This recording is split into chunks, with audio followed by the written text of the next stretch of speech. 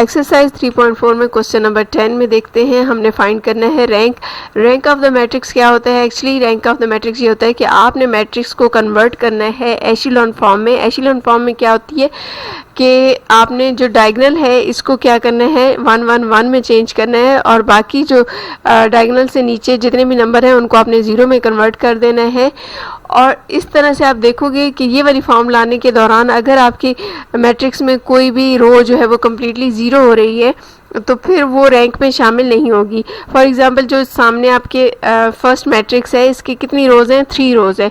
अगर आप इसको सॉल्व करते हो और इसमें से कोई भी रो जो है वो कम्प्लीटली ज़ीरो नहीं होती तो फिर इसका रैंक क्या होगा 3। लेकिन अगर एक भी रो अगर ज़ीरो हो जाती है कम्प्लीटली तो फिर उसका रैंक क्या हो जाएगा 2, क्योंकि फिर आपके पास 2 जो हैं वो नॉन ज़ीरो रोज़ रह जाएंगी। तो एक्चुअली जो रैंक होता है वो क्या होता है, किसी भी मैट्रिक्स को एशिलॉन फॉर्म में कन्वर्ट करने के बाद जो नॉन ज़ीरो रोज़ रह जाती हैं उसको हम क्या बोलते हैं, रैंक ऑफ द मैट्रिक्स। तो इसको थोड़ा सा सॉल्व करके देखते हैं। ये मैट्रिक्स है आपके पास, आपने इसका रैंक फाइंड करना है। तो इसको पहले तो एशिलॉन फॉर्म में कन्वर्ट करने की कोशिश करें। सबसे पहले यहाँ पे तो आपका ऑलरेडी 1 है इसलिए कोई प्रॉब्लम नहीं है। यहाँ पे आपके पास क्या होना चाहिए, 0 होना चाहिए। तो आप क्या करोगे, सेकंड रो में से फर्स्ट रो को माइनस करोगे, लेकिन फर्स्ट रो को पहले क्या करोगे 2 से मल्टीप्लाई करोगे। ठीक है, सेकंड रो में से फर्स्ट रो को माइनस करना है, बट सेकेंड जो फर्स्ट रो है उसको कम्प्लीटली 2 से क्या करना है, आपने मल्टीप्लाई करना है। 2 से मल्टीप्लाई करने के बाद आपने सेकेंड रो में से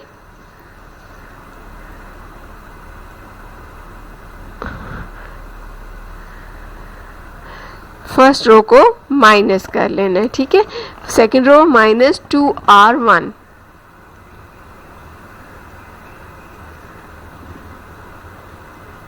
यहाँ पे आप लोगों ने क्या करना है, इसको माइनस करना है। ठीक है, जब आप इसको माइनस करोगे तो क्या होगा, ये टर्म जो है ये वाला 2 - 2 0 हो जाएगा। ये क्या होगा -2, और फिर जो आप माइनस करोगे तो ये +2 हो जाएगा। तो ये क्या हो जाएगा -4। ठीक है, यहाँ पे ये देखिए -4 आ गया। फिर 5 को माइनस करोगे, 5 में से 2 -4 माइनस करोगे, 2 2 जा 4 हो जाएगा। तो दैट विल बी 1। देन 1 - 2 करेंगे तो -1 आ जाएगा। ठीक है, ये तो आपने सेकेंड रो के साथ ऑपरेशन किया। अब हम थर्ड जो रो है उसमें भी यहाँ पे 3 की जगह हमने क्या लेना है, 0 लेना है। तो हम क्या करेंगे, थर्ड रो में से फर्स्ट रो को कैसे माइनस करना है कि फर्स्ट रो को पहले किस चीज़ से मल्टीप्लाई कर लेना है, 3 से। ठीक है, 3 से फर्स्ट रो को हम मल्टीप्लाई करेंगे और उसके बाद हमने जो थर्ड रो है उसमें से फर्स्ट रो को माइनस कर लेना है।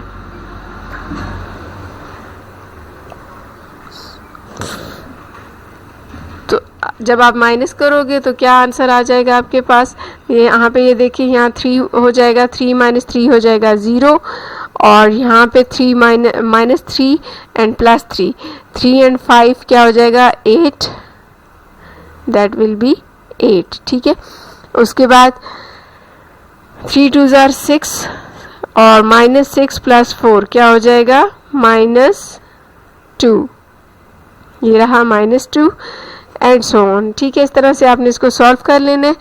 फिर अब आपने देखा यहाँ पे क्या है, एशिलॉन फॉर्म के लिए हमें यहाँ पर 1 0 0 चाहिए था। नेक्स्ट में हमें यहाँ पर क्या चाहिए 1 0।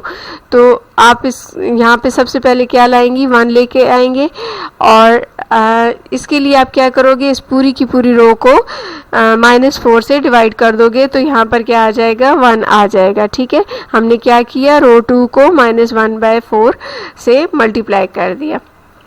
इस तरह हमारे पास यहाँ पे 1 आ जाएगा।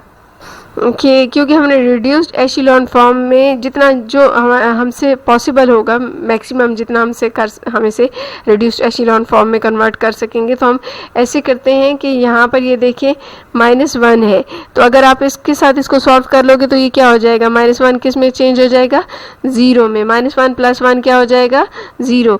तो इट मीन्स कि अगर आप फर्स्ट रो में से सेकेंड रो को सेकंड रो को फर्स्ट रो में प्लस कर दो तो फिर यहाँ पर आपके पास क्या आ जाएगा, ये 0 आ जाएगा। ठीक है, तो यहाँ पे इस तरह से इसको सॉल्व करके देखें ज़रा।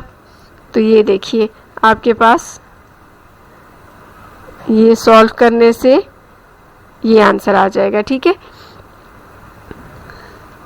अब एक और चीज़ यहाँ पे अगर आप देखें तो यहाँ से 2 कॉमन आ रहा है, तो आप 2 कॉमन ले लीजिए, यानी रो 3 में से हमने 2 को कॉमन ले लिया, या कह सकते हैं कि रो 3 को 2 से डिवाइड कर दिया। ठीक है, नेक्स्ट में हमने क्या करना है, रो 3 में से रो 2 को माइनस करना है, बट पहले हमने क्या करना है, रो 2 को मल्टीप्लाई कर देना है किससे, 4 से, क्योंकि यहाँ पर हमें क्या चाहिए था, 4 यहाँ पे हमारे पास था, तो हमें यहाँ पे 0 चाहिए था ना, तो 4 - 4 0 होता है, तो उसके लिए हमने क्या किया, सेकंड रो को 4 से मल्टीप्लाई करके थर्ड रो में से सेकंड को माइनस कर दिया। ठीक है, इस तरह से यहाँ पे हमारे पास देखें 0 0 0 आ गया। अब इससे ज़्यादा पॉसिबल नहीं है इसका सोल्यूशन, तो हमारे लिए बस जो है मैक्सिमम जो हम सॉल्व कर सकते थे हमने सॉल्व किया, इसको रिड्यूस एशेलॉन फॉर्म की सूरत में सॉल्व करने की कोशिश की जहाँ तक हमसे सॉल्व हुआ। तो अब आप देखो तो कितनी रोज़ हैं जो कि नॉन ज़ीरो हैं। तो अगर आप गौर करें तो ये देखें, सॉल्व करने के बाद ये भी नॉन ज़ीरो है, ये भी नॉन ज़ीरो है। हालांकि यहाँ पे 3 ज़ीरो हैं, लेकिन एक 1 होने की वजह से ये जो -4 आपके पास बचा था, इस पूरी रो को आपने 4 से डिवाइड कर दिया तो यहाँ पर 1 आ गया, तो इस एक 1 की वजह से ये भी नॉन ज़ीरो हो गई। तो कितनी 3 जो नॉन ज़ीरो रोज़ हैं उनकी तादाद क्या है, 3 है। सो हमारा जो मैट्रिक्स का रैंक है वो क्या होगा, 3 होगा। तो आई होप कि आपको समझ आ चुकी होगी कि किसी भी मैट्रिक्स का रैंक एक्चुअली होता क्या है, उसमें नॉन ज़ीरो रोज़ की तादाद को हम रैंक कहते हैं। उसको रेड्यूस्ड एशेलॉन फॉर्म में चेंज करने के बाद, या बाज़ औक़ात हम उसको एशेलॉन फॉर्म में ही जस्ट कन्वर्ट करते हैं, तो हमें मालूम हो जाता है कि इसमें नॉन ज़ीरो या ज़ीरो रोज़ कितनी है। ठीक है, तो एक्चुअली रैंक क्या होता है, नॉन ज़ीरो रोज़ की तादाद को हम रैंक कहते हैं। तो यहाँ पे रैंक क्या हुआ, 3, क्योंकि नॉन ज़ीरो रोज़ भी हमारे पास 3 हैं। आई होप कि क्वेश्चन समझ आ गया होगा। फिर भी कोई प्रॉब्लम हो तो कमेंट्स में ज़रूर शेयर कीजिएगा, इंशाल्लाह मैं मज़ीद हेल्प कर दूँगी।